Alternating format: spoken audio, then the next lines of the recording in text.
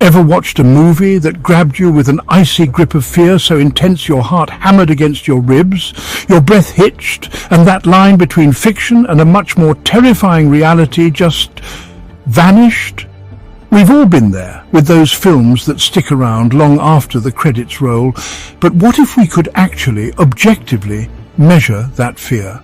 What if science could point to one film and say, yep, this is the most terrifying cinematic experience ever made? For years, a pretty groundbreaking study has been doing exactly that. They've been hooking viewers up to heart rate monitors, tracking every jolt, every spike of terror. And guess what? Year after year, one film has consistently and chillingly clawed its way to the top. Tonight we're stepping into the shadows to explore how the 2012 horror masterpiece, Sinister, became the undisputed king of scary, all backed by cold, hard scientific data. Get ready to find out the methods behind this madness and the seriously chilling cinematic tricks that make this film a scientifically proven nightmare.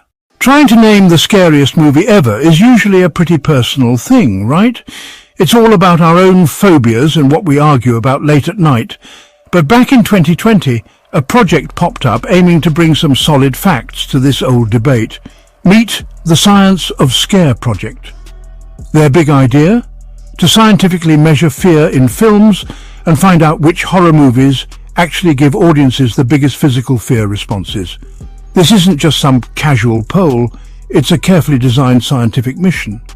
The goal is to cut through all the critic reviews and box office hype to get to the heart, literally, of what makes us jump, scream, and dive behind our popcorn. The way the Science of Scare project works is both thorough and pretty fascinating. They set up a controlled yet super immersive environment for their test subjects. Each year, 50 people, picked to cover different ages and, you'd assume, different abilities to handle terror, willingly sit through a specially chosen horror marathon. And we're not talking a quick look at a few scary bits. These folks watch over 100 hours of horror films, talk about a marathon of malevolence. To measure the physical signs of fear, every participant gets hooked up to a heart rate monitor. These gadgets track every little flutter and every big surge in their heart rates, comparing these spikes to their normal resting heart rates. Just so you know, the average resting heart rate for the people in the study was a calm 65 beats per minute. The researchers weren't just looking for quick jumps, they analysed how long heart rates stayed high, showing ongoing tension and dread, as well as those sharp, sudden spikes that a good jump scare delivers. The viewing conditions are also super controlled to make sure every film hits as hard as possible. Participants don't just watch these on a laptop with tiny speakers. Oh no, the films are shown with full 5.1 surround sound. This sound immersion is a huge deal, as any horror fan knows. What you hear is often just as, if not more, terrifying than what you see. The all-around sound makes sure every creak, every whisper, every messed-up note in the score adds to the fear. So, which movies actually get picked for this trial by terror? The selection process is pretty solid too. They don't just grab films at random. The study chooses from horror movies that have already gotten some praise or are known for being scary. This means films highly rated on sites like IMDb and Rotten Tomatoes, plus those that have stirred up a lot of discussion and fear-fueled buzz on places like Reddit. This makes sure the films being tested are already thought of as some of the scariest out there. As the study's creator, Daniel Clifford, said, the goal was to help people find the most scientifically scary films ever made, to save them the time of searching through thousands of titles across streaming services. It's a public service, really, even if it's a terrifying one. With everything set up and the method in place, the Science of Scare project started spitting out its chilling data. And as the numbers were crunched, one film didn't just scare its audience, it felt like a physiological assault.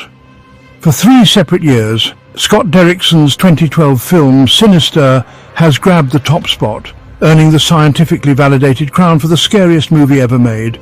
That kind of consistency is pretty amazing, suggesting Sinister's power to terrify isn't just a fluke, it's a testament to a seriously effective and lasting recipe for fear. Let's look at the actual numbers. the data that really paints a picture of its terrifying effect. When people watched Sinister, their average heart rate shot up from that resting 65 beats per minute to a much higher 86 beats per minute. That's a huge 32% increase. This sustained jump shows the film doesn't just rely on one-off scares, but keeps a tight grip of tension and dread pretty much the whole way through. It's one thing to make an audience jump, it's another to keep their hearts pounding for that long. But Sinister also really delivers on those sharp gut-punch shocks. During its most terrifying moments, those scenes that burn themselves into your brain heart rates among participants soared to an incredible 131 BPM. Just imagine your heart thumping at more than double its resting rate. That's the kind of physical reaction usually saved for intense exercise or actual life or death situations. This is the level of primal fear Sinister consistently pulls out of people. According to the 2024 report from the Science of Scare project, Sinister still holds the highest scare score on their chart, hitting an almost perfect 96 out of 100. This score isn't just about heart rate, it's a combined measure reflecting the film's total fear impact. To give you some context, its closest rival in recent studies, the 2020 lockdown-era horror Host, scored an impressive 95 out of 100. While Host is definitely terrifying, Sinister still just beat it, showing its powerful hold on the title. The fact that Sinister has kept this top spot through multiple rounds of the study really highlights its unique and powerful brand of horror. It's not just about one shocking scene, it's the whole cinematic experience, carefully built to dig into our deepest anxieties.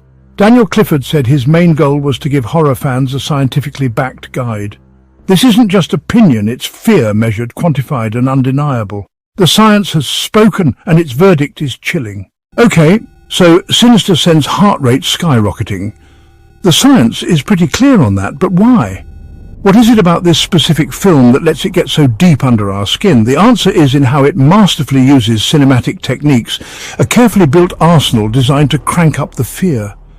Let's start by breaking down the visual stuff that makes Sinister such a powerful fright machine. Director Scott Derrickson doesn't just point the camera, he uses it like a surgeon's scalpel, expertly hitting raw nerves. The camera work in Sinister is a huge part of why it's so terrifyingly effective. Close-up shots are used strategically, almost cruelly. They often suddenly reveal something grotesque, catching you off guard. When a villain's rotting face snaps into sharp focus, that sudden closeness is naturally startling. On the flip side, Derrickson masterfully uses long shots to create a deep sense of vulnerability and dread. Think about those chilling Super 8 sequences showing figures hanging from trees. The frame makes human subjects look tiny, stressing their helplessness. The camera angle also plays a big part in messing with the audience's sense of power and threat. Low-angle shots are used a lot, especially in scenes with the possessed children. By filming from below, looking up at these small figures, the film visually gives them an unnatural and unsettling dominance. A child, usually a symbol of innocence, becomes a towering, menacing figure, twisting expectations and ramping up the horror. This subtle shift in viewpoint can make a seemingly harmless character look much more intimidating and threatening, unsettling you on a gut level. And then there's the film's editing. The use of zooms and jump cuts helps create a sense of disorientation and panic.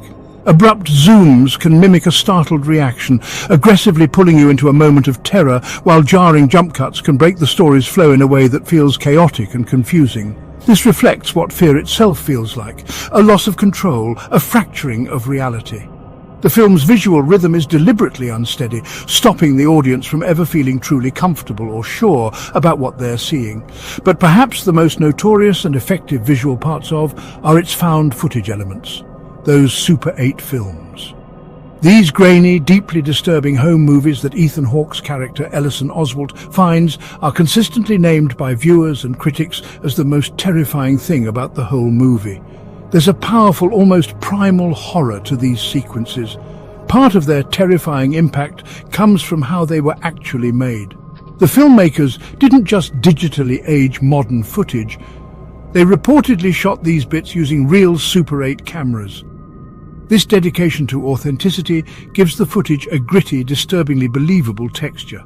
The faded colors, the flickering projection, the little flaws in the film stock. It all adds to a gut feeling that we're watching something real, something forbidden. This grainy, degraded imagery creates an almost unbearable sense of being a voyeur. It feels like we, along with Ellison, are stumbling onto evidence of actual atrocities, private moments of terror not meant for anyone to see. This taps into a deep-seated discomfort with watching suffering, especially when it's shown in such a raw, unpolished way. The Super 8 films aren't just scary, they're profoundly unsettling, blurring the lines between movie horror and the grim reality of true crime. What's really clever is how the film masterfully blurs the line between the world inside the Super 8 footage and Ellison's reality as he watches them. As Ellison gets more and more consumed by these horrific recordings, the barrier between the filmed past and his present starts to crumble. This mixing of worlds is a sophisticated visual and story trick that pulls the viewer deeper into the horror. We're not just watching Ellison watch a scary movie, we're watching something that seems to have the power to leak out of the screen, to infect reality itself. This breakdown of boundaries is a key part of unique visual terror, making the threat feel less contained and much more widespread. While Sinister's visual horrors are undeniably strong, its true genius in making us terrified is equally, if not more, thanks to its incredible sound design. In horror, what you hear can often be scarier than what you see, letting your imagination fill in the grisly details. Sinister gets this completely, conducting an auditory assault that's both subtle and shocking. It creates an atmosphere thick with dread, punctuated by moments of heart-stopping terror. The musical score, by Christopher Young, is a masterpiece of unsettling soundscapes. It's a long way from your typical horror score that just signals jump scares with loud orchestral hits. Instead, Young's music is often described as perfectly unnerving and tense, and for very good reasons. It frequently uses dissonant industrial-sounding textures, ambient drones, and distorted elements that create this constant feeling of unease. The score doesn't just go along with the horror, it actively creates it, seeping into your subconscious and cranking up the tension bit by bit. It's like a living, breathing thing within the film, often more felt than clearly heard, adding to a continuous, low-level hum of anxiety that keeps you permanently on edge. This unsettling score is especially effective during those infamous Super 8 film viewing scenes. As Ellison Oswalt watches these grainy, horrifying home movies, Young's music doesn't just reflect the terror on screen, it boosts it, changes it. The scratchy, lo-fi quality of the Super 8 footage is often matched with a score that feels both ancient and alien, a combination that's deeply disturbing. There are times when the music seems to come from the footage itself, blurring the lines between sound happening in the film's world and the score added for us. This creates a disorienting and immersive experience, making the Super 8 films feel even more cursed and evil. Beyond the score, the film makes chilling use of diegetic sounds that are part of the movie's story world. The raw, unfiltered terror in screams heard within the film, whether from victims in the Super 8S or characters reacting to the horror, gives a brutal authenticity to the fear. These aren't polished Hollywood screams, they often sound desperate and genuinely painful, making that voyeuristic discomfort even worse. On top of that, unsettling music is sometimes woven into the film's world, like distorted, eerie children's songs or ambient noises with no clear source, all adding to a tapestry of sound that relentlessly builds tension. Of course, you can't talk about horror sound design without mentioning sound effects and their role in jump scares. Sinister uses these with pinpoint accuracy, but it's the film's understanding of contrast that makes them so darn effective. The film is brilliant at building suspense through near silence or quiet ambient dread, lulling you into a state of heightened anticipation. Then, with terrifying precision, it shatters that silence with a sudden sharp sound, a creak, a thud, a whisper, or something far more monstrous. This contrast between oppressive quiet and abrupt noise really cranks up the startle response, triggering a primal physical reaction. The jump scares in Sinister aren't just loud noises, they are carefully timed sonic attacks, often paired with a fleeting, terrifying visual, designed to prey on our natural reactions to sudden threats. The film gets that silence can be as terrifying as noise, and it uses both to conduct its symphony of fear. The careful layering of its score, the unsettling in-film sounds, and the surgically precise sound effects all combine to create a sound experience that's just as vital to Sinister's terrifying reputation as its haunting visuals. A film can throw all the startling visuals and unnerving sounds at you at once, but without a strong story to hold them together, their impact can fizzle out. Sinister nails it not just in its technical scares, but also in its story structure, which systematically pulls you into a deepening spiral of dread and supernatural horror. It creates multiple layers of fear that trap both the main character and us, the audience. The film focuses on Ellison Oswalt, a true crime writer played with a fantastic mix of ambition and growing terror by Ethan Hawke. Desperate for another bestseller, Ellison moves his unsuspecting family, his wife Tracy, and their 2 kids, Ashley and Trevor, into a house with a dark, horrifying past. It's the scene of a gruesome family murder where the previous occupants were hanged in their backyard and 1 child vanished. Ellison's ethically shady decision to keep this grim history from his family immediately creates a sense of unease and hints at the dangerous road he's heading down. His motive is clear. He hopes that by living at the actual crime scene, he can dig up new details and reboot his fading career. The real trigger for the film's horror, though, is something Ellison finds in the attic of his new home, a box full of Super 8 film reels and a projector. Each reel has an innocent-sounding label like family hanging out or pool party. But as Ellison starts watching them, one by one, he uncovers a horrifying truth.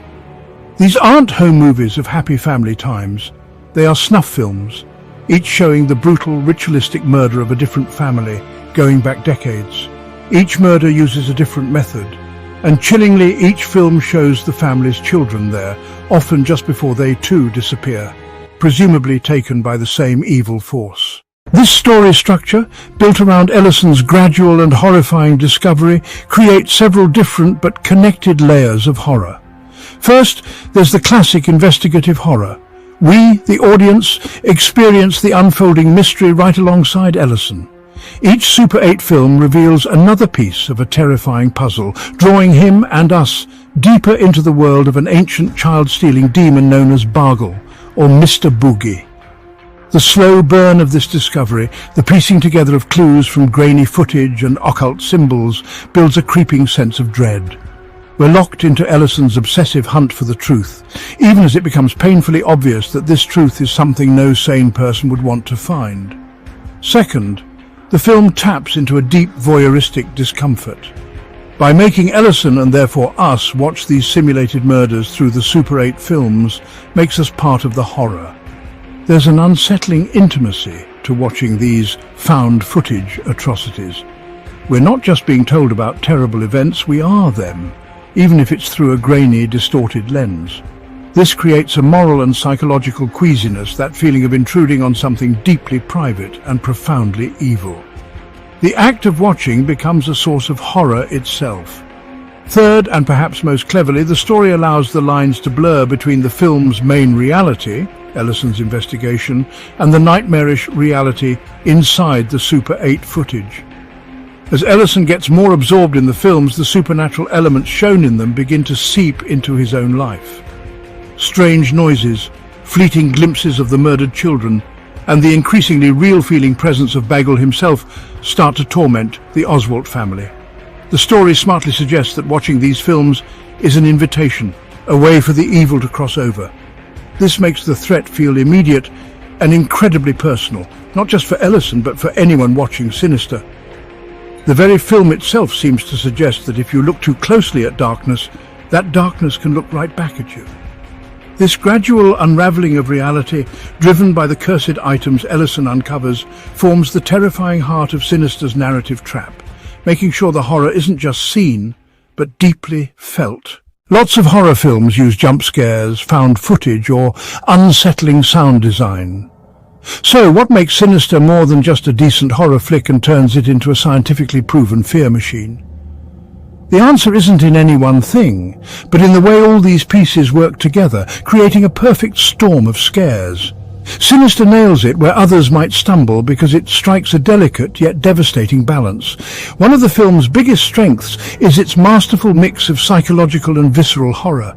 It doesn't just rely on cheap jump scares, though it definitely has some incredibly effective ones. Instead, Sinister carefully builds an atmosphere of widespread dread, a creeping unease that settles in long before the shocks.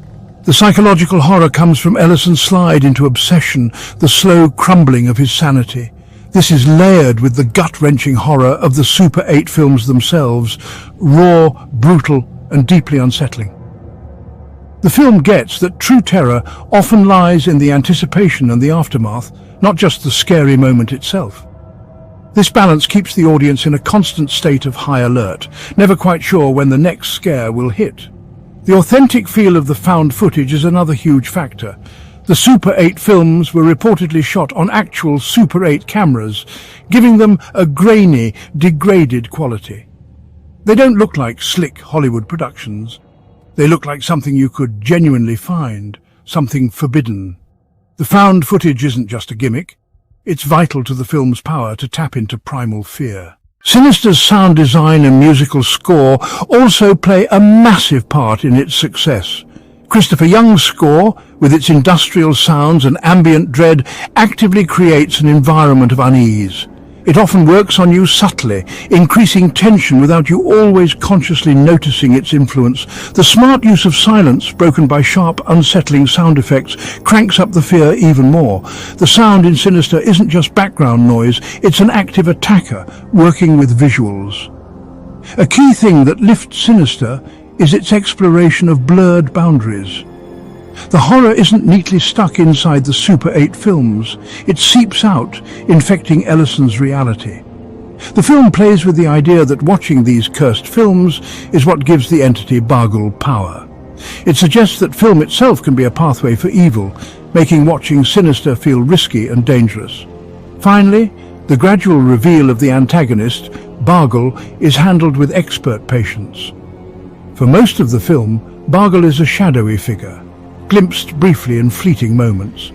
This slow reveal is far more effective than just showing a monster right away. This restraint in showing the monster is a sign of sophisticated horror filmmaking. It's this coming together of carefully crafted elements that lets Sinister trigger such a powerful fear response. It's not just one trick, but a whole symphony of terror. The Science of Scare project didn't just crown Sinister the King of Fright, it also gave us a fascinating league table of terror, ranking many other well-known horror films based on their ability to get hearts pounding. The results give us some cool insights into what truly terrifies us, and show how different films use various tricks to get their scares, sometimes even beating Sinister in quick, specific moments. While Sinister took the overall top spot for sustained fear and the highest average heart rate increase, James Wan's 2010 supernatural chiller Insidious often came in as a strong second place overall in the study. Interestingly, Insidious earned a specific chilling honor. It was named the King of the Jump Scare. There was one particular moment in Insidious, a scene infamous among horror fans for its sudden, shocking reveal, that made heart rate spike to an incredible 133 BPM.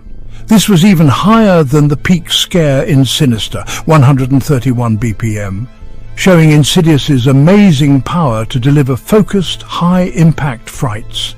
Still, Sinister's ability to keep a higher average heart rate up throughout the movie ultimately gave it the edge for the overall Scariest title.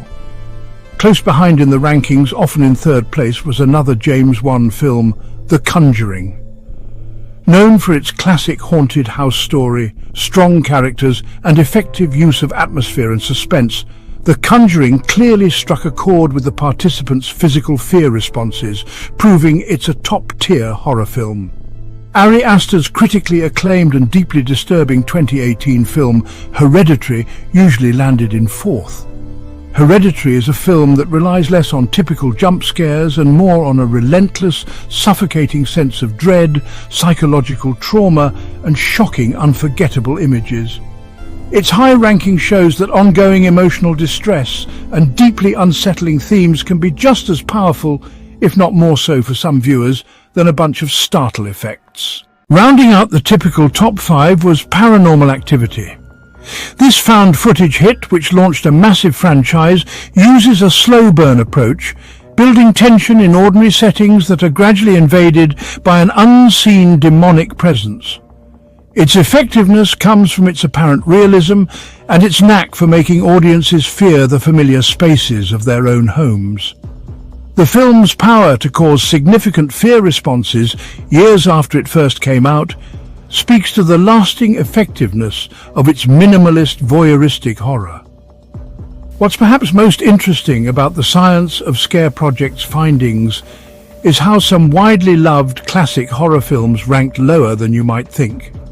For instance, Stanley Kubrick's 1980 masterpiece, The Shining, a film almost everyone considers one of the greatest and scariest horror films ever made, ended up in 33rd position in the study.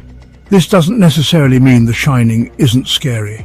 Instead, it suggests that its type of psychological atmospheric horror, which builds unease and intellectual dread, might not cause the same consistent, high-intensity physical responses that films like Sinister or Insidious are designed to produce.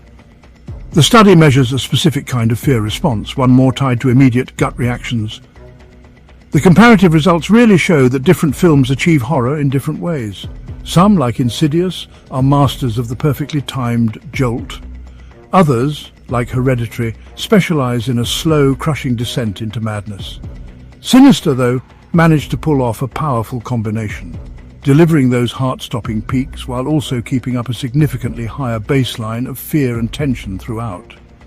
This unique blend of sustained dread and shocking scares is what consistently pushes it to the top of the scientific fear charts, setting it apart even among a field of truly fearsome cinematic nightmares. The science has spoken, and Sinister wears the crown, at least according to heart rates and scare scores.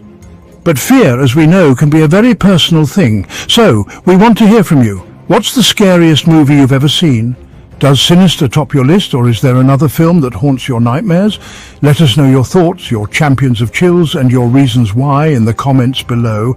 And if you found this fascinating, please don't forget to hit that like button. It really helps the channel. Subscribe for more deep dives into cinema, horror, and everything in between. And make sure to ring that notification bell so you never miss an update from us. Your support lets us keep exploring the art and science behind movies that captivate and terrify us. In the shadowy world of horror cinema, where countless films fight for the title of most terrifying, Sinister has risen. Not just as a fan favorite, but as a scientifically proven champion of fear. It's a powerful mix of filmmaking skill, the unsettling Super 8 footage, innovative sound design, strategic camera work, and story structure. These parts work together, creating an experience that is both psychologically disturbing and viscerally shocking. Sinister doesn't just show you horror, it makes you feel it, measurable in every frantic beat of your heart. While the debate over the scariest movie will keep raging everywhere, the data offers a strong case. Sinister's consistent ability to top scientific fear rankings is a testament to its exceptional skill.